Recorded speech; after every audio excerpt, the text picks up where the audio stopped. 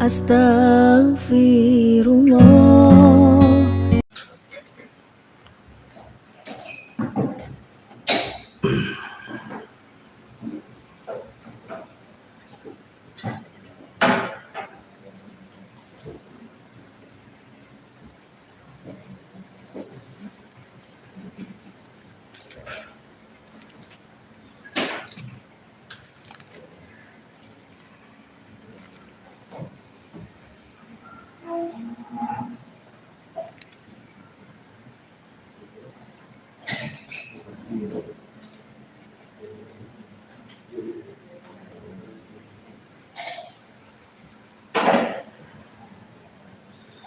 Bismillahirrahmanirrahim. Assalamualaikum warahmatullahi wabarakatuh.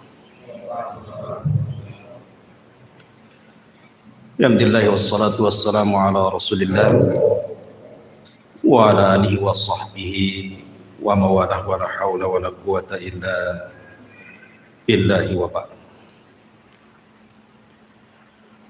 Alhamdulillah, di malam hari ini kita kembali melanjutkan tafsir surah Al-Baqarah,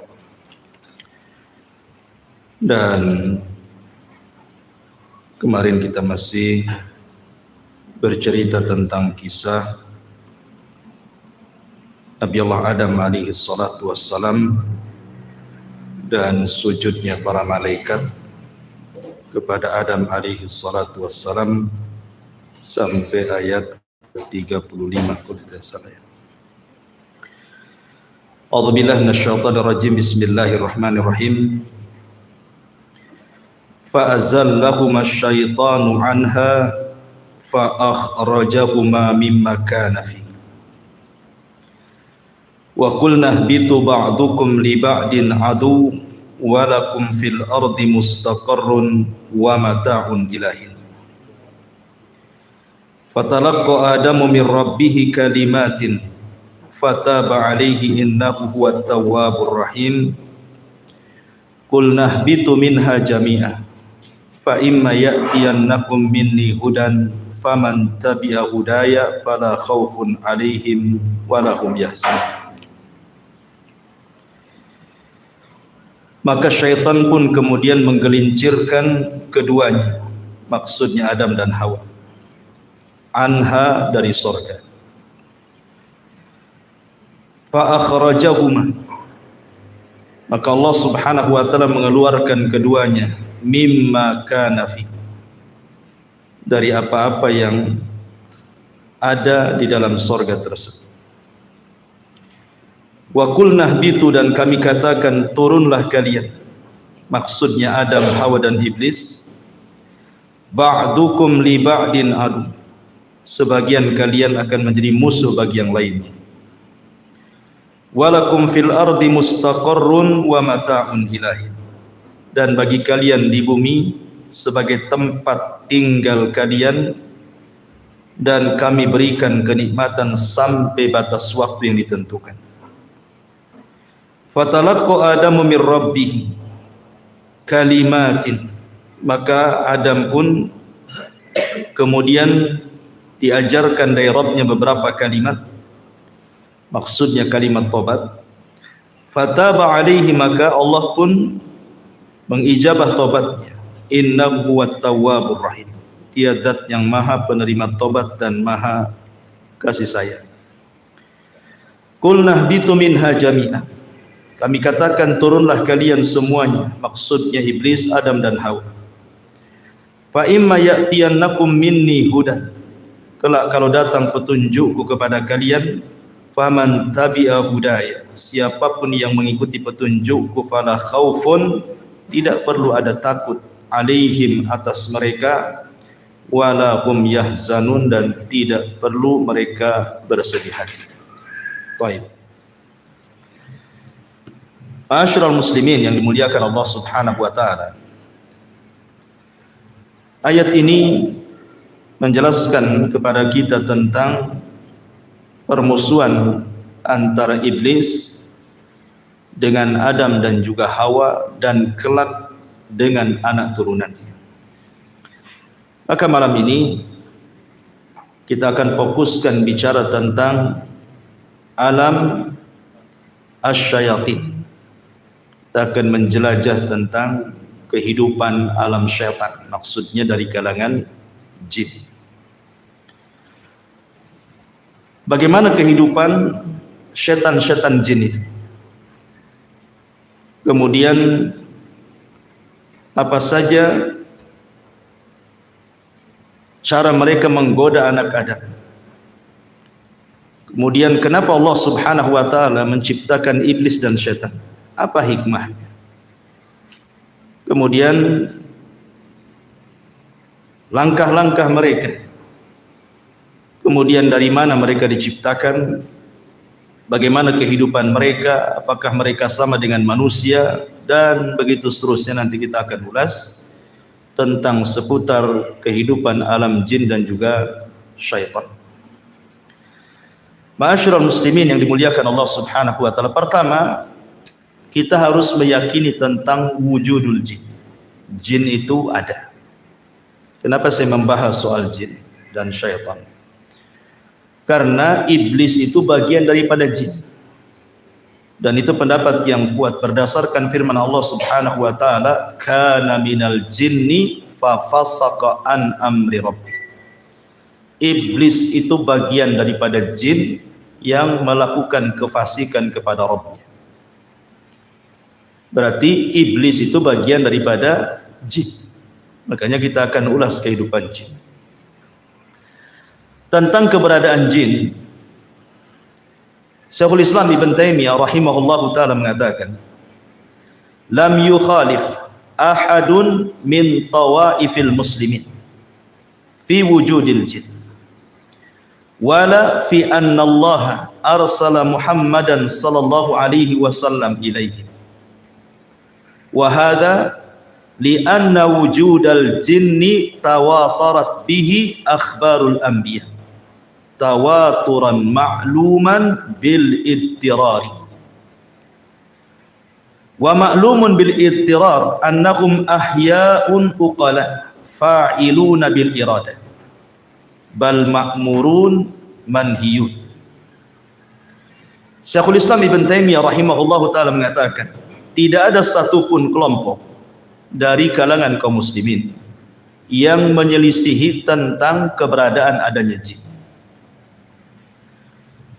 Dan juga tidak ada yang menyelisihi bahwa Allah Subhanahu wa taala mengutus Nabi sallallahu alaihi wasallam juga untuk mereka.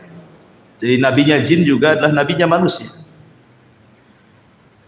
Kemudian beliau mengatakan, wahada, dan karena inilah sesungguhnya keberadaan jin itu sesuatu yang sifatnya mutawatir, sudah tersebar, yang dihabarkan para nabi sebelumnya. Bukan hanya Nabi sallallahu alaihi wasallam, para nabi sebelumnya juga menghabarkan tentang keberadaan adanya jin. Dan mereka adalah makhluk yang hidup, berakal, mereka melakukan sesuatu karena kehendak, dan mereka diperintah dan juga dilarang. Dari sini menunjukkan bahwa jin itu ada, walaupun tidak bisa kita rasakan keberadaannya. Maksudnya tidak bisa kita lihat, tapi kita bisa rasakan keberadaan mereka. Itu kita bisa rasakan sebagaimana kita bisa merasakan keberadaan para malaikat. Maka jin juga sama, kita bisa merasakan keberadaan mereka. Dari mana kita tahunya? Ketika kita kemudian tergerak untuk melakukan perbuatan jahat, perbuatan maksiat, maka itu tandanya bahwa siapa yang menyuruh perkara-perkara itu was-was daripada syaitan dari kalangan jin. Sama ketika kita tergerak untuk mengaji ke sini, untuk ibadah, untuk taat, itu karena dorongan para malaikat. Artinya bahwa bukan sesuatu yang kita tidak bisa melihat, bendanya tidak ada. Contoh saja kipas ini, kita bisa rasakan anginnya, tapi apakah antum bisa mensifati anginnya berbentuk apa? Kan tidak bisa, tapi kan kita bisa rasakan.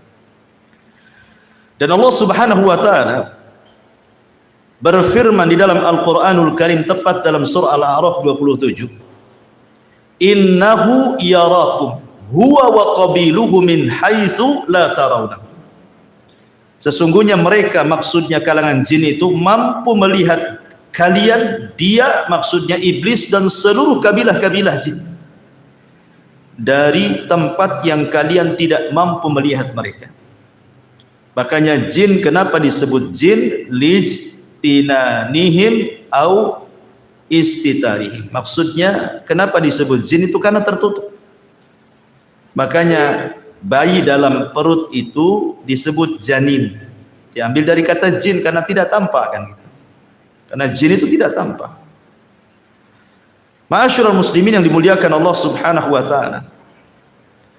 Akan tetapi walaupun sebagian ataupun seluruh manusia tidak sanggup melihat jin, tapi ada sebagian hewan mereka melihat jin. Kita manusia memang tidak ditakdirkan mampu melihat mereka dan mereka melihat kita, tapi ada sebagian hewan itu mampu melihat jin. Seperti dalam hadis Nabi SAW.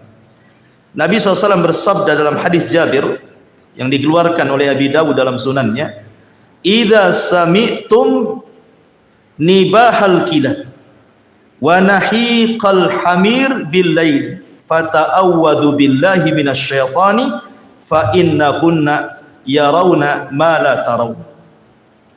Kata Nabi SAW, apabila kalian mendengar gonggongan anjing ataupun suara keledai di malam hari, maka berlindunglah kalian kepada Allah dari syaitan, karena sesungguhnya dua hewan itu sedang melihat sesuatu yang kalian tidak bisa lihat. Hadis ini kata para ulama bahwa mereka adalah melihat syaitan, karena kita disuruh berlindung dari syaitan karena mereka melihat syaitan, maksudnya anjing dan keledai itu. Ya. Artinya ada sebagian hewan itu yang ditakdirkan oleh Allah Subhanahu wa taala melihat mereka, tapi kita selamanya tidak akan melihat mereka. Tapi sebagian para ulama mengatakan sebagai keadilan Allah, ketika di dunia kita tidak bisa melihat mereka, maka di akhirat kita bisa melihat mereka, mereka pula tak bisa melihat kita. Dibalik gitu ya. Kalau di dunia kan kita tidak bisa melihat mereka, tapi di akhirat kita bisa melihat mereka. Itu ada sebagian ulama mengatakan seperti itu. Taib, ma'asyiral muslimin yang dimuliakan Allah Azza wa Jalla. Pertanyaannya, kenapa Allah Subhanahu wa taala menciptakan jin? Maksudnya jin-jin yang jahat itu. Ya, ala ra'sihim iblis, tentu ketua gengnya adalah iblis. Kenapa Allah Subhanahu wa taala sampai menciptakan iblis? Buat apa? Ya. Maka kita katakan bahwa Allah Subhanahu wa taala adalah Maha Hakim, Maha Bijaksana. Artinya seluruh perbuatannya didasari karena sebuah hikmah. Jadi Allah Subhanahu wa taala ketika menciptakan sesuatu itu tidak ada yang sia-sia, tetapi ada hikmah di balik penciptaannya. Walaupun menurut kita, buat apa Allah menciptakan keburukan, menciptakan iblis, buat apa nyesatin orang saja kan itu. Tapi sekali lagi bahwa Allah Subhanahu wa taala punya hikmah al-balighah yang jelas, yang kita tidak tahu. Tapi yang jelas bahwa syaitan diciptakan oleh Allah Subhanahu wa taala, iblis dan keturunannya atau kabilah-kabilahnya jin-jin yang jahat itu diciptakan oleh Allah Subhanahu wa taala, memang ditakdirkan untuk menyesatkan umat manusia. Di antaranya adalah, tapi antum perlu tahu bahwa ketika iblis itu maksiat kepada Allah Subhanahu wa taala, bukan berarti Allah Subhanahu wa taala menciptakan iblis itu kurang ajar, sengaja diciptakan untuk kurang ajar kepada Allah, tidak. Kenapa demikian? Karena iblis itu punya ikhtiar sama dengan manusia. Dia punya kehendak sama dengan manusia, bisa membedakan mana hak mana batil. Tetapi dia malah memilih kesesatan dan meninggalkan petunjuk. Dari mana kita tahu? Dari firman Allah Subhanahu wa taala surah Al-Anfal surah 20 ataupun ayat ke-20, Allah mengatakan, wa idz zayyana lahumus syaitanu a'malahum wa qala la ghaliba lakumul yawma minan nas wa inni jarul lakum falamma tara'atil fi'atani naqasa ala akibaihi wa qala, di sini syahidnya, inni bari'um minkum inni ara ma la tarawna inni akhafullah wallahu syadidul iqab. Dan ketika syaitan menghiasi kepada mereka orang-orang kafir jahiliyah itu tentang amal-amal mereka, maksudnya syaitan itu mengkompori, menjadi provokator supaya orang-orang kafir Quraisy itu berperang melawan Nabi. Kemudian syaitan menjanjikan, la ghaliba lakumul yaum, kalian tidak mungkin kalah dalam peperangan ini, kalian pasti menang, ya. Wa inni jarul lakum, tenang, aku tolong kalian. Karena ketika itu iblis menjelma seseorang yang sudah tua, Syekhun Najd, ikut dalam rapat itu, ya. Kemudian dia memberikan janji kepada orang-orang kafir Quraisy akan menolong dengan membawa pasukan, kan gitu. Ketika betul-betul dua pasukan itu sudah berjumpa, pasukan orang-orang Quraisy dan juga pasukan Nabi dan para sahabatnya, nampak akan kalah tuh orang-orang Quraisy. Ketika nampak akan kalah, apa yang terjadi? Kabur iblis. Kemudian mengatakan, inni bari'um minkum, aku berlepas diri dari kalian. Inni ara ma la tarawun, aku tahu apa yang kalian tidak tahu. Inni akhafullah, aku takut kepada Allah. Iblis saja takut kepada Allah, kan gitu. Kenapa demikian? Wallahu syadidul iqab, karena dia tahu Allah itu kalau mengadab pasti dengan adab yang keras. Iblis tahu. Artinya tersesatnya iblis itu bukan karena Allah menciptakan iblis untuk sesat, tidak. Sesatnya iblis itu karena kehendak dia. Sama dengan manusia, kan. Manusia sesat itu karena kehendaknya. Karena Allah Subhanahu wa taala sudah membuat dua jalan, kan. Wa hadainahu najdain. Kami jadikan dua jalan, ini jalan ke surga, ini jalan ke neraka. Iblis pula milih jalan ke neraka. Berarti bukan karena kehendak Allah. Bukan Allah sengaja menciptakan iblis untuk sesat, gitu ya. Jadi kesesatan iblis itu karena ikhtiar dia. Ya. Ma'asyiral muslimin yang dimuliakan Allah Subhanahu wa taala. Dan di antara hikmahnya yang disebutkan para ulama. Kenapa Allah Subhanahu wa taala menciptakan iblis, jin, syaitan dan yang semacamnya? Pertama, idharu qudratillahi azza wa jalla. Allah ingin menampakkan kuasanya. Allah ingin menampakkan kekuasaannya kepada makhluknya. Di mana Allah Subhanahu wa taala sanggup menciptakan malaikat dari cahaya. Allah sanggup menciptakan Adam dari tanah, dan Allah pun sanggup menciptakan jin, syaitan dari api. Artinya ini kekuasaan Allah. Allah hendak menampakkan kekuasaannya bahwa Allah bisa menciptakan sekehendaknya yang tidak bisa dilakukan siapapun. Kemudian yang kedua, al-fitnatu lil bashar. Di antara hikmahnya adalah memang Allah ciptakan jin dan atas kehendaknya kemudian dia tersesat, Allah sengaja untuk menjadikan fitnah bagi manusia. Karena dengan adanya syaitan dan dia menjadi fitnah bagi manusia, maka disinilah nampak Allah Subhanahu wa taala hendak menguji mereka. Apakah manusia itu jujur, apakah mereka tidak jujur dalam keimanan? Maka harus diuji, kan. Kalau tidak ada mengujinya, tidak ada syaitan, tidak ada iblis, maka tidak ada pembeda antara yang baik dengan yang buruk artinya. Dan buat apa juga Allah menciptakan neraka dan surga kalau begitu? Sehingga memang tujuannya adalah untuk memfitnah manusia. Dan itu bisa kita lihat di dalam surah An-Nisa ayat 116 dan 117.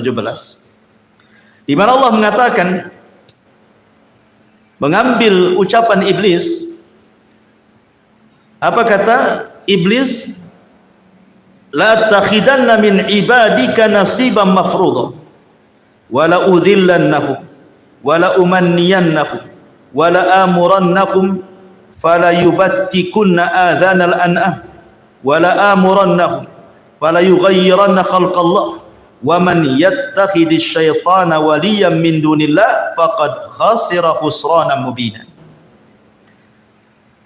Dan syaitan mengatakan, aku pasti mengambil bagian tertentu dari hamba-hambamu ya Rabb, dan pasti aku akan sesatkan mereka, dan akan kubangkitkan angan-angan kosong mereka, dan akan kusuruh mereka memotong telinga-telinga binatang ternak, lalu mereka benar-benar memotongnya, dan aku akan suruh mereka mengubah ciptaan Allah, lalu mereka pun benar-benar mengubahnya.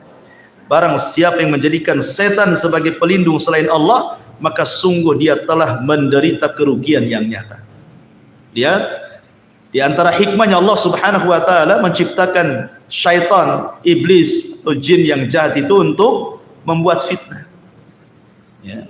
Apa saja bentuk fitnahnya nanti akan sebutkan.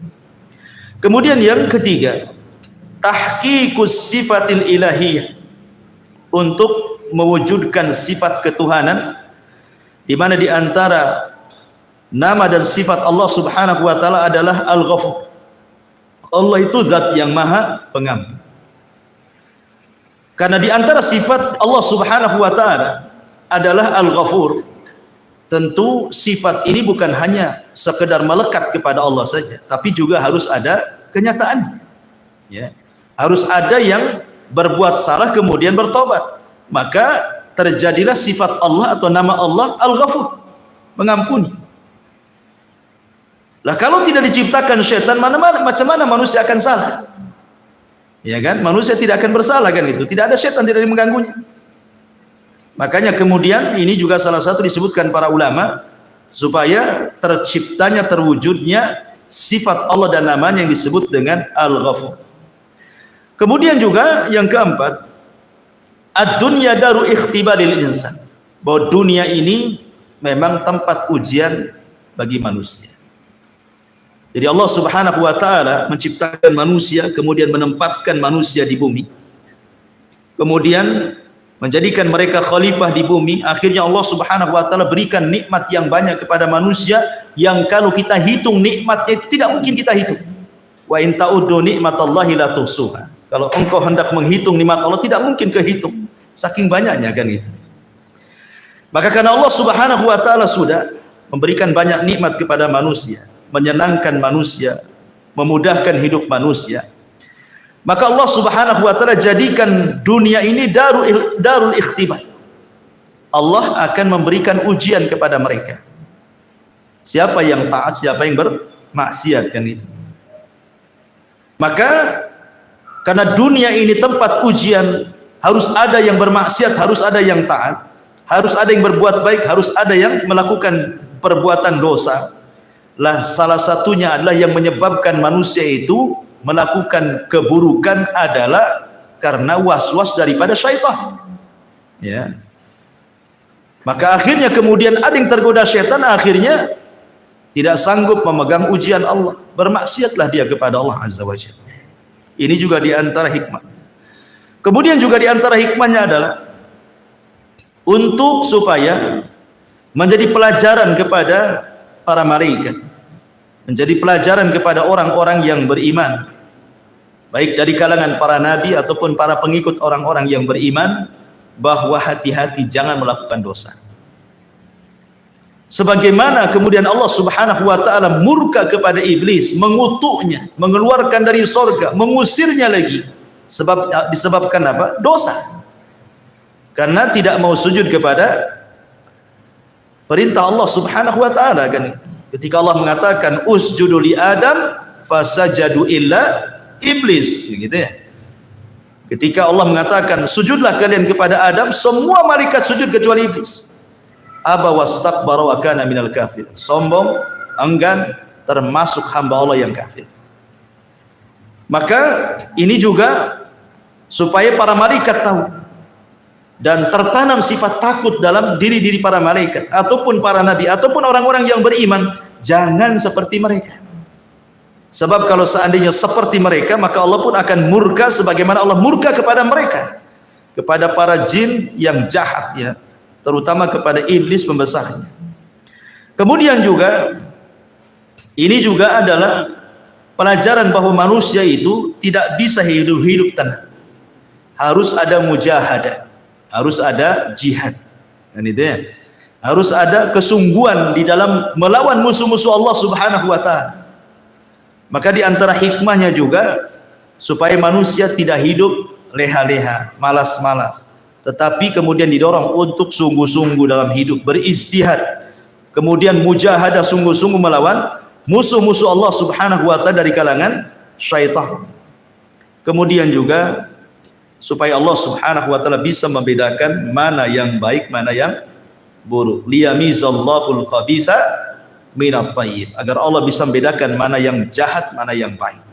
Itu di antara hikmah-hikmahnya dan banyak disebutkan para ulama. Ma'asyiral muslimin yang dimuliakan Allah Subhanahu wa taala, ingat bahwa syaitan sudah berjanji di hadapan Allah Subhanahu wa taala, bahkan bersumpah. Apa sumpahnya? Syaitan mengatakan, fa bi izzatika la ughwiyannahum ajmain. Demi kemuliaanmu ya Allah, ya, la ughwiyannahum ajmain, aku akan sesatkan semua anak turunan Adam tanpa terkecuali. Kemudian di ayat yang lain, bagaimana usaha syaitan ini? La aqudanna lahum siratakal mustaqim, saya akan sesatkan mereka dari jalanmu yang lurus.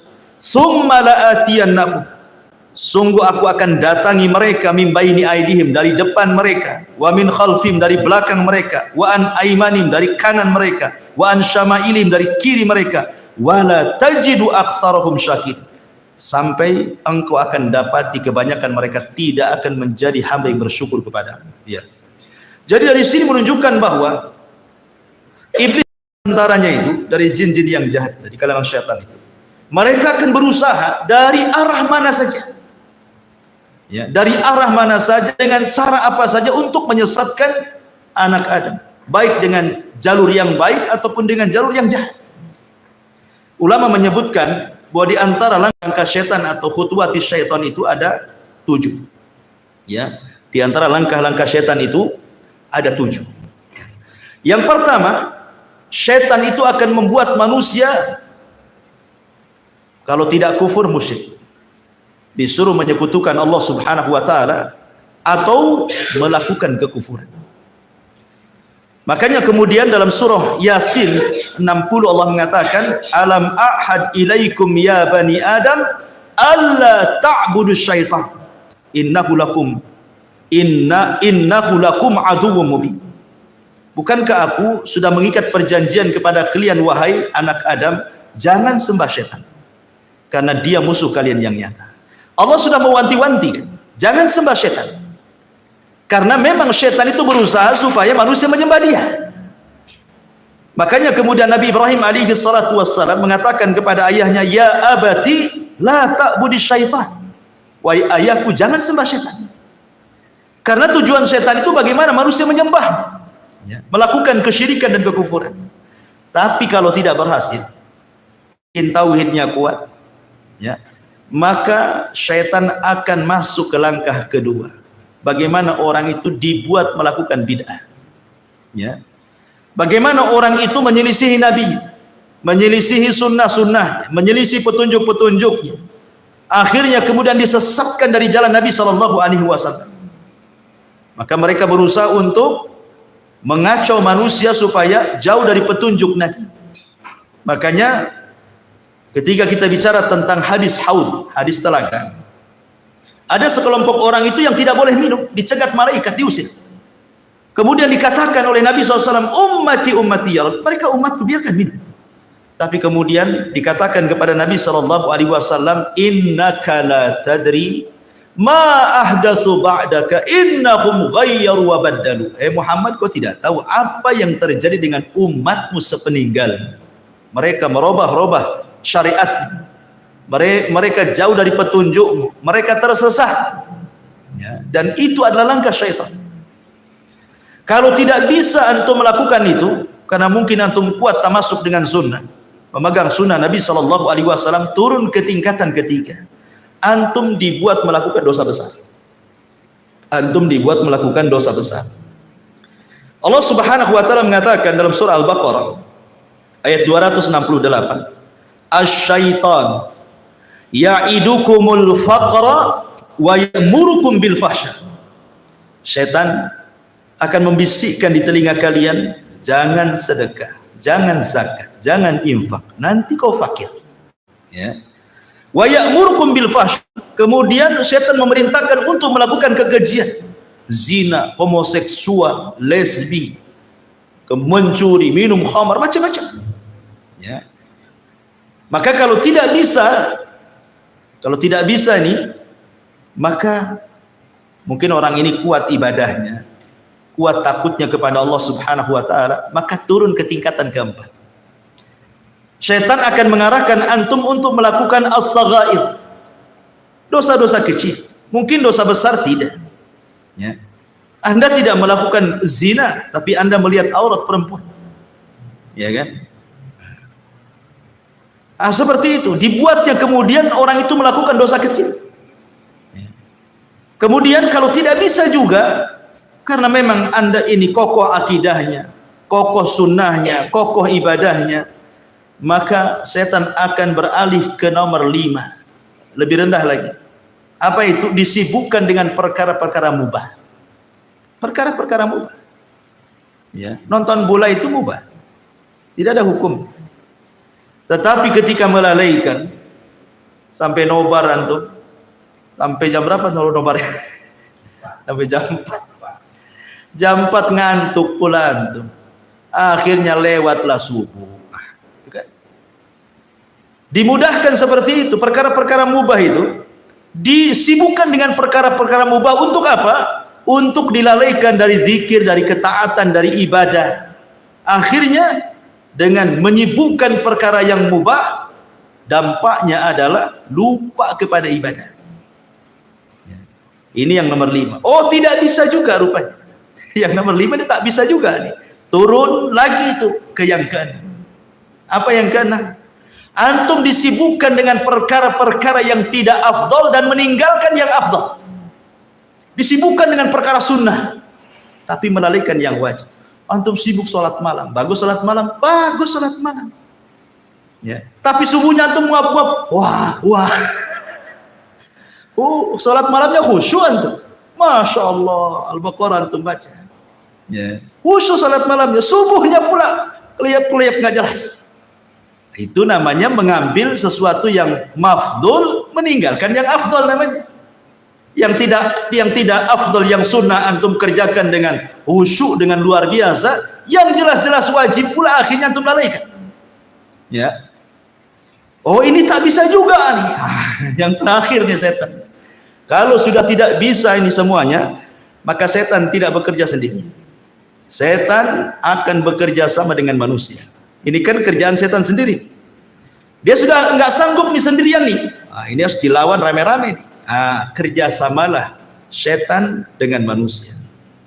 Ya, kerjasama dengan dukun-dukun, dengan paranormal, dengan orang-orang jahat, orang-orang zalim gitu ya. Supaya menyakiti orang dengan lisannya, memukul orang, menyihir orang, dan begitu seterusnya. Ya, itu sudah puncaknya. Ya. Inilah yang disebut dengan khutuwati syaitan, langkah-langkah syaitan. Makanya Allah mengatakan wala tattabi'u khutuwati syaitan. Janganlah kalian mengikuti langkah-langkah syaitan yang 7 ini. Kenapa? Innahu lakum aduwwum mubin. Karena dia adalah musuhmu yang nyata. Karena syaitan ini cerdas, ikhwan. Terkadang dia masuk ke makanan. Ya kan? Masuk ke makanan dia supaya manusia oke. Perkara-perkara ibadah susah dimasukkan. Masuk soal makanan. Kita tahu bahwa makanan itulah yang menumbuhkan daging manusia. Yang mempengaruhi manusia itu makanan dan minuman. Maka setan berusaha bagaimana kemudian orang ini memasukkan makanan yang haram, minuman yang haram, entah zatnya haram atau cara mengambilnya dengan cara haram, supaya kalau nanti dia berdoa tidak mustajab lagi doanya. Sebagaimana hadis Nabi SAW ketika menyebutkan dzakara ar-rajul yutilus safar asy'atha aghbar yamuddu yadayhi faqala ya rabbi, kata Rasulullah, mat'amu haramun wa mashrabu haramun wa malbasu haramun wa ghadiya bil haram, kaifa yustajabul, kata Rasul. Ada orang yang berdoa tinggi-tinggi memelas, ya Rabb, ya Rabb. Dia sudah miskin, dia musafir, dia mengangkat kedua tangannya. Itu 4 perkara yang jelas-jelas mustajab doa. Mustajab doa itu 1, musafir itu mustajab doanya. Ya, makanya kalau ada musafir datang ke rumah antum, tamu dari jauh gitu ya, minta doanya, mustajab tuh doanya. Ya. Kemudian yang kedua, fakir, miskin. Orang miskin itu mustajab doanya, karena kalau berdoa ikhlas orang miskin itu. Kemudian mengangkat kedua tangan. Rasul mengatakan innallaha hayyun karim yastahyi idza rafa'a yadayhi yastahyi li 'abdin idza rafa'a yadayhi an yaruddahu masifra. Allah itu zat yang maha malu tapi maha pemurah. Allah malu kalau ada hamba yang mengangkat tangan seperti ini berdoa, maksudnya doa masalah bukan doa ibadah. Kemudian Allah biarkan kosong tuh tangannya. Allah malu. Ya. Kemudian yang keempat, memelas. Ya. Karena di antara asbab mustajab doa kata Rasul itu memelas, terus mengeluh, itu salah satu mustajab doa. Artinya orang ini punya 4 syarat harusnya diijabahkan doanya, tapi tidak diijabah juga. Kenapa? Ya kata Rasul, bagaimana akan diijabah? Makanannya, minumannya, ya kan, dari yang haram, pakaiannya dari yang haram, dibesarkan dari benda yang haram. Fa kaifa yustajabul, bagaimana akan dikabulkan? Lah setan masuk dari jalur ini, ya. Dia berusaha untuk mengacau makanan orang, ya. Karena tahu bahwa perut ini adalah bagian daripada syahwat, ya. Perut ini bagian daripada syahwat. Syahwat itu dari leher ke atas dan dari leher ke bawah, itu syahwat, ya. Dari leher ke atas, mata, telinga, otak, ini bisa melakukan syahwat, memandang yang diharamkan, mendengar yang diharamkan, mengucapkan sesuatu yang diharamkan, berpikir yang jorok yang diharamkan. Dari leher ke bawah ada perut dan kemaluan. Lah itu setan berusaha untuk menghiasi itu semua tuh. Seperti itu langkah-langkah setan. Ikhwatu fiddin, muliakan Allah Azza wa Jalla. Kemudian setan masuk dari 2 jalan. Pertama dari syubhat, yang kedua dari syahwat, ya. Syubhat merusak agamanya, syahwat merusak akhlaknya. Kalau sudah masuk 2 jalur itu, rusak semuanya manusia itu. Agamanya rusak, akhlaknya rusak. Apa yang dikehendaki manusia itu? Ya. Ma'asyiral muslimin yang dimuliakan Allah Subhanahu wa taala. Tetapi ikhwan, ingat, kemampuan setan untuk menguasai manusia itu, setan itu hanya menguasai manusia dari 4 jalan saja. Ingat, setan itu hanya bisa menguasai manusia dari 4 jalan, tidak lebih, ya. Pertama, at-tazyid, berusaha menghias. Yang hak dihiasi jadi batil, yang batil dihiasi jadi hak, yang jahat dihiasi jadi baik, yang baik dihiasi jadi jelek, dan begitu seterusnya. Hanya menghias-hias saja. Yang kedua, at-taswil, dibuat manusia itu diangan-angankan, dibuat angan-angan, ya. Tulul amal, dibuat angan-angan setinggi langit, ya, tapi tak punya sayap, mau terbang, hanya angan-angan saja, pengen kaya, ya, pengen ini, pengen itu, pokoknya dibuat angan-angan sama setan, ya. Kemudian yang ketiga, al-waswas, dibuat was-was, ya, kehidupannya di-was-was. Kemudian yang keempat, an-nazbu, digoda, dirayu. Inilah setan, kemampuan kepada manusia cuman ini saja. Tetapi hebatnya, walaupun dengan 4 ini, betapa banyak, berapa juta manusia disesatkan oleh setan, ya. Ingat, setan itu tidak bisa maksa manusia, enggak. Kamu jangan sholat, tidak bisa. Setan nggak akan bisa memaksa orang, ya. Setan itu tidak mungkin memaksa orang. Setan itu hanya mampu untuk 4 perkara saja. Dia tidak bisa menyakiti orang, ya, tidak bisa. Jadi menyesatkan Bani Adam itu cuma dari 4 ini saja. Tapi dengan 4 perkara ini, subhanallah, jutaan manusia tersesatkan. Hebatnya setan. Mana dalilnya? Pertama, surah Al-A'raf ayat 200. Allah mengatakan, wa imma yanzaghannaka minasyaitani nazghun fasta'id billah innahu sami'un alim. Dan jika setan sedang menggodamu, ini pertama menggoda nih, ya. Gimana lah orang menggoda? Kan antum tahu menggoda istri antum, kan antum tahu, ya. Istri goda antum pengen uang, kan tahulah, paham, itulah arti menggoda, ya. Lah setan tuh goda kita juga gitu. Maksiat, jangan tidur, maksiat sana, kan digoda-goda kan, ya. Enak loh maksiat itu, ya. Ma'asyiral muslimin yang dimuliakan Allah Azza wa Jalla. Kemudian Allah mengatakan, jika setan datang menggodamu, maka berlindunglah kepada Allah, sungguh Dia Maha mendengar lagi Maha mengetahui. Ini yang pertama. Yang kedua, Allah mengatakan dalam surah Al-Anfal ayat 48, ya. Allah mengatakan, wa idz zayyana lahumus syaitan Ingatlah ketika setan menjadikan terasa indah bagi mereka perbuatan dosa. Jadi tugas setan mengindah-indahkan saja, ya kan? Mengindah-indahkan bagaimana perkara dosa itu jadi baik gitu. Perkara jahat itu seolah-olah taat, perkara buruk itu seolah-olah indah gitu. Ya. Ini yang kedua. Yang ketiga disebutkan dalam surah An-Nas ayat 5. Antum hafal semua, alladzi waswisu fi sudurin nas. Dialah yang memberikan was-was, dorongan-dorongan, bisikan-bisikan, ya. Kemudian yang terakhir dalam surah Muhammad ayat 25. Allah mengatakan, innal ladzina irtaddu ala adbarihim min ba'di ma tabayyana lahumul huda asyaitanu sawwala lahum wa amla lahum. Apa katanya? Sesungguhnya sesungguhnya orang-orang yang berbalik kepada kekafiran setelah petunjuk itu jelas bagi mereka, setanlah yang telah merayu mereka dan memanjangkan angan-angan mereka. Ya, jadi setan itu saya ulangi dari 4 cara tuh menyesatkan orang itu. Pertama menghiasi, yang kedua membuat angan-angan, yang ketiga membuat was-was, yang ketiga menggoda-goda.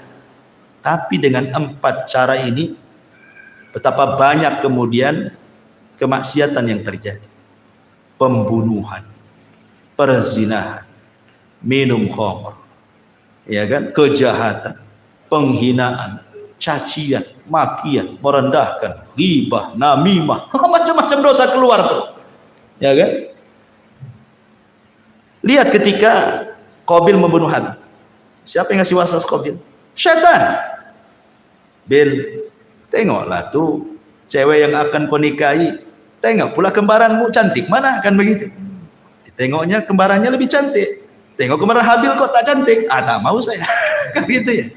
Dia digoda, coba bayangkan. Akhirnya berakhir apa? Dibunuh pula si Habil. Hanya gara-gara godaan bisa bunuh orang. Ya. Hanya gara-gara godaan bisa bunuh orang. Ingat kisah Abid Bani Israel yang dititipi seorang wanita. Ya, awalnya baik-baik saja, tapi naruh makanan di depan pintu, setan datang.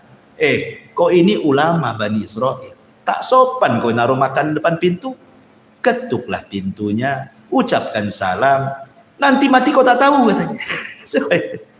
Akhirnya ngetuk pintu, selama itu dia tidak pernah mendengar suara perempuan. Ketika assalamualaikum, dia waalaikumsalam, setan masuk. Oh, indah juga itu suaranya. Baru suaranya. Kadang-kadang suara itu menipu. Dulu belum ada televisi, masih pakai radio. Antum dengar suara perempuan siaran di radio itu, kayaknya indah, suara cantik, padahal orang hitam. Ya, jelek kan. Kadang-kadang orang kan terpengaruh dengan suara kan. Iya kan? Mulailah dia. Setan datang lagi, tak sopan lah. Hanya naruh ngetuk pintu. Tanyalah kebutuhannya, mungkin dia butuh apa-apa. Boleh tanya. Ya. Akhirnya ditanya, bagaimana kondisimu, baik, apa butuhmu, ini. Lama-lama kata setan, tak bagus juga. Dia sudah lama ditinggalkan saudaranya, dia pun perlu ngobrol, boring, stres katanya. Akhirnya ngobrol, zina, hamil. Setelah hamil apa? Setan ngomong, nanti kalau saudaranya datang dari jihad, tahu kau yang menghamilinya, kau akan dibunuh. Kalau kau ingin selamat, bunuh bayinya, hilangkan barang buktinya. Mulai membunuh. Ya, sudah dibunuh bayinya, datang pula setan. Apa wanita itu tidak akan cerita sama saudaranya? Pasti cerita juga tuh. Sebaiknya kau bunuh juga daripada kau dibunuh. Dibunuh semuanya, habis sebenarnya. Sampai di sini tidak juga. Akhirnya saudaranya datang dari jihad, nanya adiknya. Kata setan, berdusta saja. Ya. Bilang saja pergi, entah kemana. Dibilangnya tidak ada pergi. Ya percaya saja yang ngomong ustadz, ya, yang ngomong ahli ibadah. Ibadahnya orang yang paling khusyuk di Bani Israel. Ya percaya saja lah. Rupanya saudaranya pulang, setan masuk ke saudaranya dalam mimpi. Dikasih tahu bahwa yang membunuh adalah si pendeta itu. Oh, marah saudaranya. Berangkat dia. Sebelum datang setan pula datang ke pendetanya. Itu saudaranya sudah datang bawa pedang tuh, membunuh kamu. Kau ingin selamat? Gampang, sujud sama aku, katanya. Sujud, datang sholat ditebas kepalanya, lagi sujud sama setan, mati dia. Subhanallah. Tuh, bayangkan kan, khutuwatus syaitan. Ya, macam-macam dosa dilakukan dia sampai ke tingkat kufur menyembah setan. Begitulah setan menggoda anak Adam, ma'asyiral muslimin yang dimuliakan Allah Azza wa Jalla. Dari sini kita harus mengenal, setelah kita tahu langkah-langkahnya, maka kita harus tahu juga waktu-waktu setan. Kemudian tempat-tempat setan. Harus mengenal bagaimana setan bermuamalah dengan manusia. Kita harus kenal supaya kita bisa menjauhinya. Adapun waktu-waktu setan, pernah saya jelaskan bahwa waktu setan itu ada 3. Pertama, mendekati waktu maghrib. Nabi SAW bersabda dalam sebuah hadis bahwa apabila datang menjelang maghrib, istajnahal lailu, idastajnahal lailu, au kana janhul laili, fakuffu sibyanakum fa inna syaitan tantashiru hina idzin. Kata Rasul, apabila mendekati waktu maghrib, ya, menjelang terbenamnya matahari, kata Nabi SAW, tahan anak-anak kalian, jangan main di luar rumah, masukkan ke rumah, kunci jendela, kunci pintu. Itu setan lagi menyebar di mana-mana. Ya, setan lagi banyak di mana-mana. Kenapa? Dikhawatirkan setan akan masuk ke anak-anak kita. Ya, bisa saja kemudian kesurupan dan begitu seterusnya, kan itu. Makanya waktu ini jangan sampai kemudian mengeluarkan anak-anaknya. Ini namanya waktu setan. Ini satu. Yang kedua, waktu setan itu ba'da isya sampai sepertiga malam, panjang waktunya. Ba'da isya sampai sepertiga malam akhir. Ini waktu setan. Makanya Nabi SAW yakrahun nauma qablaha wal hadits ba'daha. Rasul memakruhkan tidur setelah maghrib. Nggak boleh tidur setelah maghrib itu, karena ke isya cepat. Ya, nanti bablas maghribnya kan, apa isyanya ya. Kemudian Rasul memakruhkan bicara setelah isya, kecuali ada manfaatnya, entah manfaat dunia atau manfaat akhirat seperti ngaji seperti ini. Tapi kalau tidak ada manfaat dunia dan akhirat, apa sih manfaatnya? Hanya ngobrol nongkrong gitu, tidak jelas gitu ya. Maka setan akan talau bermain-main tuh dengan orang. Dibuatnya orang kuliner malam-malam, berangkat jam 8, pulang jam 12, sampai jam 12 tidak langsung tidur juga, baru tidur ketika malaikat turun pula pun tidur. Sepertiga malam akhir. Jadi orang itu dilalaikan jangan sampai bangun di sepertiga malam akhir, dan kalau bisa jangan sampai subuh bangun. Itu waktu setan. Ya. Makanya kenapa setan itu di malam hari dia sengaja bawa 3 ikatan. Kemudian datang kepada setiap orang yang tidur, diikat tengkunya 3 kali ikatan. Diikat sama setan tengku kita ini. Kemudian kalau sudah dekat-dekat subuh, maka setan akan membisikkan di telinganya, nim naumatan tawilah, tidur. Tidur, malam masih panjang. Padahal udah mau subuh tuh. Itu lagunya tuh. Tidur, malam masih panjang katanya kan. Coba bayangkan, ya senang aja dia tidur kan. Makanya kata Nabi SAW, kalau dia terbangun wa dzakarallah, langsung dia membaca alhamdulillahilladzi ahyana ba'dama amatana wa ilaihin nusyur, 1 ikatan hilang. Kalau dia berwudu, 2 ikatan hilang. Kalau dia sholat, hilanglah semua ikatan, sehingga dia menjadi jiwanya baik dan menjadi nasyid, rajin. Rajin. Ya. Rajin itu artinya tidak jadi pemalas. Ya. Ini yang kedua. Yang ketiga, waktu setan itu menjelang zuhur, kubalai zuhur, ya sekitar jam 11, setengah 11 sampai jam 12 lah gitu ya. Itu namanya waktu setan. Dari situlah Nabi SAW mengatakan apa? Kilu fa inna syaitana la yakin. Tidurlah siang karena setan tidak pernah tidur siang. Ya bukan tidur betulan, tidur ya mungkin 10 menit jadilah, walaupun ya sleep chicken. Tidur biasa saja walaupun tak nyenyak gitu. Bahkan menurut penelitian profesor Amerika itu, orang yang membiasakan tidur siang menjelang zuhur itu, ya antara jam 11 gitu ya, tidur 10 menit jadilah, walaupun tidak tidur beneran, rebahan-rebahan itu, maka akan dijauhkan dari stroke dan akan diperbaiki jantungnya, kata mereka. Ya, walaupun nggak diteliti orang, kita yakin bahwa setiap perintah itu ada hikmah. Sami'na wa ata'na, selesai. Ya, artinya sekali-kali gitu. Kita melakukan sunnah ini. Ini disebut dengan waktu-waktu setan.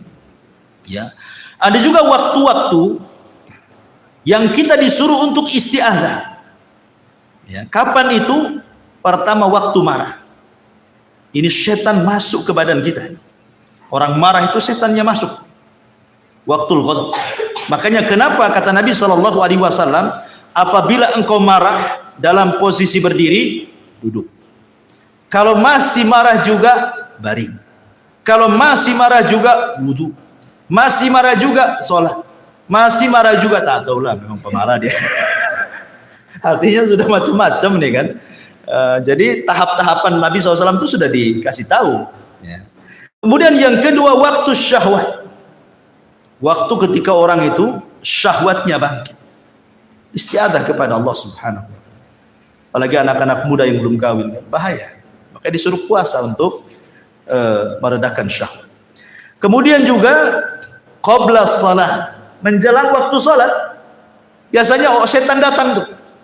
Kemudian diberatkan kaki melangkah untuk sholat. Isti'adzah kepada Allah Azza wa Jalla. Ya. Kemudian yang keempat, al-iqdam ala a'malis salihati. Ketika hendak melakukan sebuah kebaikan. Entah mau kerja bakti di masjid gitu ya.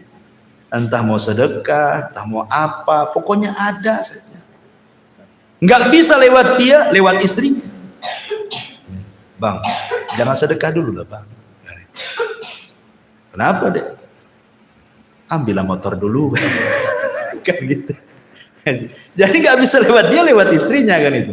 Jadi dia setan itu berusaha, makanya waktu-waktu seperti ini isti'adzah, termasuk indan naum, menjelang tidur.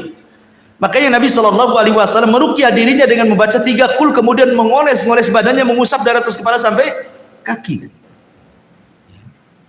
Untuk apa? Supaya jangan diganggu syaitan. Makanya Rasul itu memberikan irsyad kepada kita berwudu, ya kan, sebelum tidur.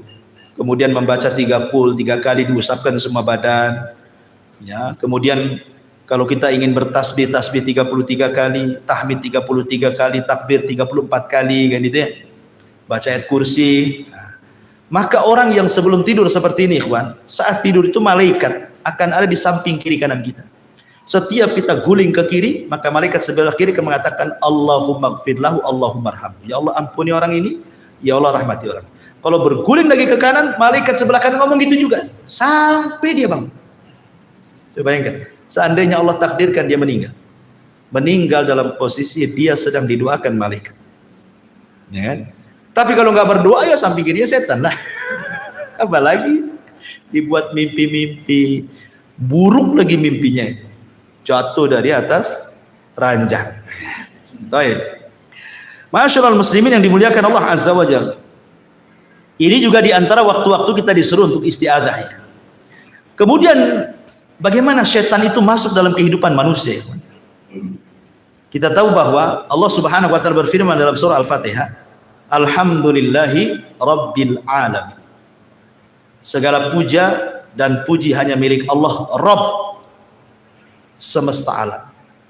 Allah menciptakan alam itu, ada alam malaikat, ada alam jin, ada alam manusia, ada alam binatang, ada alam tumbuh-tumbuhan, ada alam yang tidak diketahui manusia.